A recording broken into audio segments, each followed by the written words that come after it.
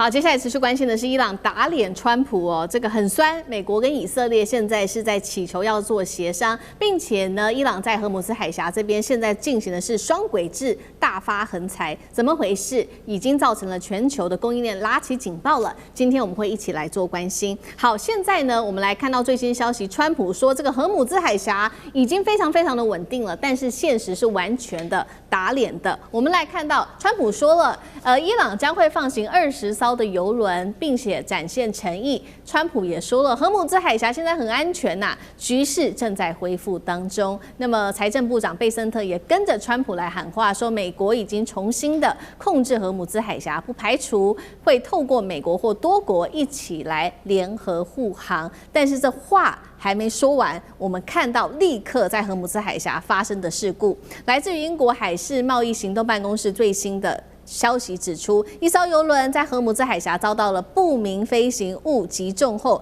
立刻起火。另外就是科威特的石油公司的油輪了，在停靠在杜拜的时候，立刻遭到伊朗的自殺式無人機攻擊。而伊朗的第一副总統也立刻說，現在是伊朗的敌人在祈求德黑蘭與他們談荷姆斯海峽的事宜。所以節目一開始特別請教大使怎麼看了川普說這個荷姆斯海峽局勢已經非常的穩定了，這個是軍事判斷，還是在穩定目前市場？它持續要來操控金融市場，來謀求更多的獲利。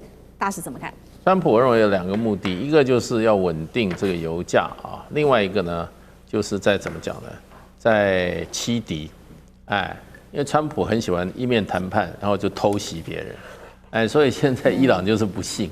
伊朗好几次說我被你騙2次了，你都跟我講在談判，我也跟你談了，還談這中間就出手了，所以就是說，那這川普一貫的用法，他不是表示說我不打了哦，他沒有說我不打哦，所以我現在要跟你談啊，可能談一半就打了哦，對，所以這個是川普一貫的伎倆，他從來沒有說我現在停戰，我跟你談判，或者說我現在談判我們就停戰。都沒有這種事情，他都是2手都一起在用的。那當然啦，他這個很明顯的是為了這個油價哈，他幾次放出利多，剛開始的時候很管用啊。他一講哇，油價立刻跌下來。而我們現在準備再過幾天就停火了啊。我們現在已經在談判，談判的非常好。結果呢？那第2天，伊朗說我沒有在跟他談判啊。川普啊，他的這個策略包括說謊。我覺得川普認為目的正確，可以不擇手段，可以說謊。說謊如果說是為了國家利益的話，他就盡量說。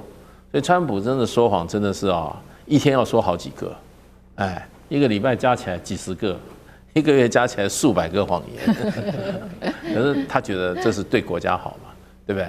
只要對國家好就可以，目的決定手段。那問題就變成伊朗已經說了，伊朗說我們到現在也沒有跟美國在談判啊，我們是幹嘛？我們是透過斡旋者跟美國有交換訊息，這個是伊朗方面官方講的。可是川普就說在談判。那不過就是說，不管談判也好，還是打也好的話，我覺得川普的所有的這個這些做法的邊際效用快速遞減。他最近一次講說談判啊，荷姆斯海峽20艘船出來了，然後馬上要談了，馬上要停了，股市、油市都不動。所以大家說你能騙我1次，對不對？我是傻瓜。你騙我2次成功的話，對不對？我就是真的傻瓜。好，現在金融市場已經沒有這麼好的操控了，大家對於川普的不信賴度正在快速的提升當中。但是另外一方面，是不是伊朗呢正在透過荷姆斯海峽賺更多的錢呢？我們現在來看到伊朗，它現在針對荷姆斯海峽採取的叫做雙軌制。好，有分成說，第一個叫做安全通道，第2個叫做高價通道。安全通道就是說呢，友好的國家我會讓你安全的通過去，包括中國、俄羅斯、巴基斯坦、印度等等。那高價通道就是說，這些你不是我的好朋友的，那你就要付数百萬的美元附帶政治條件。那如果是对美國跟以色列，那就不用說了，是絕對不能通過的。那收益現在根據了解是非常驚人的，每天呢石油收入是戰前的2倍。這個資金就流向了伊斯蘭革命衛隊去支撐他們繼續打仗。那另外還有一個最新消息是，伊朗的國會初步已經批准荷姆茲海峽的這個過路費法案，未來會採伊朗本幣來做付錢，也就是說，伊朗現在更能夠去掌握荷姆茲海峽了嗎？尚志哥又怎麼看？对，我們錄影前幾個小時前，這個革命衛隊宣布，他們已經立法通過了荷姆斯海峽收費標準。對，我們知道其實伊朗就長期以來被禁運，那麼包括被制裁，所以其實通膨、貨幣貶值民不聊生啊。那這個荷姆斯海峽是什麼概念？先前推估，因為資本市場都在討論這件事情，然後我也聽到很多很有趣的消息，他在就過路費過一次收200萬美金，很多對吧？可是因為那個油賣的真的更多啦，這只是小 case 而已。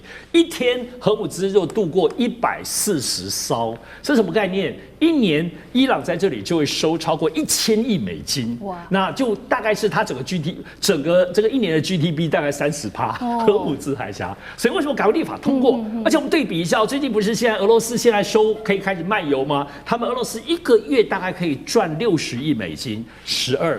我靠，真的是伊朗賺的比俄羅斯更還多哈，所以這裡頭就到這筆賬裡頭，其實真的就是一個令人印象深刻的。大家就可以知道，其實可以想象，川普先前已經說漏嘴了，說他要打伊朗就是為了他的油。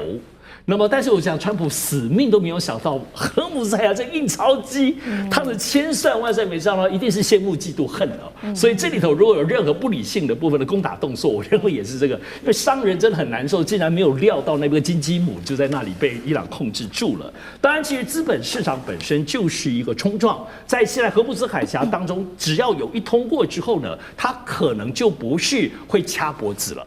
因為等於是開始收錢了嘛，大家現在覺得能源斷供的這件事情，在全球能源市場可能就會獲得一些疏解。我不得不說啦，其實有很多方式發戰爭財。剛剛講赫格塞斯，他們叫賺戰爭財。資本市場其實多空交戰，只要跌了這邊虧了，有人就賺了哈。資本市場股市本身就是一個戰場。當然，像荷姆茲海峽這個比較像是蓋海關那個自估蓋一下，然後就可以收錢。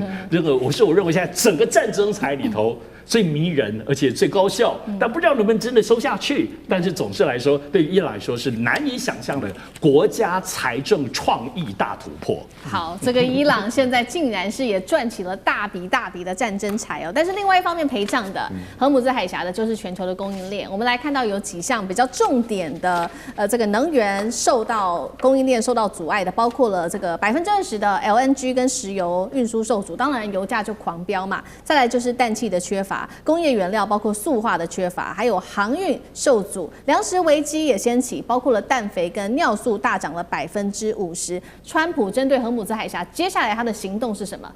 幹哥又怎麼看？好，我跟你講哈，我們那個油價哈，不用多想，會繼續上漲。我們現在去加油，其實台灣人很有感，你只要1公升給我多了幾毛錢，我都有感。所以我們現在只停留在對於油價的那種注意力。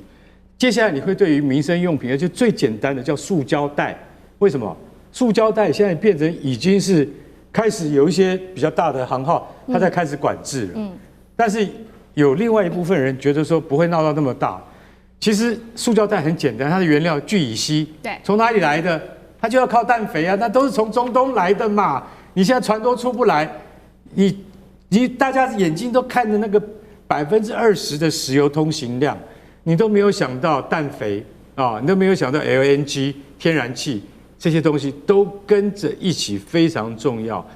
我們就說亞洲許多國家如果缺乏了這方面的進口的話，那整個國家的那個經濟態勢馬上就會立即受到撼動的，這很明顯。現在你還看不出來，因為什麼？因為你還有庫存。等到你的庫存用到一定的階段的時候，你就會發現不行了。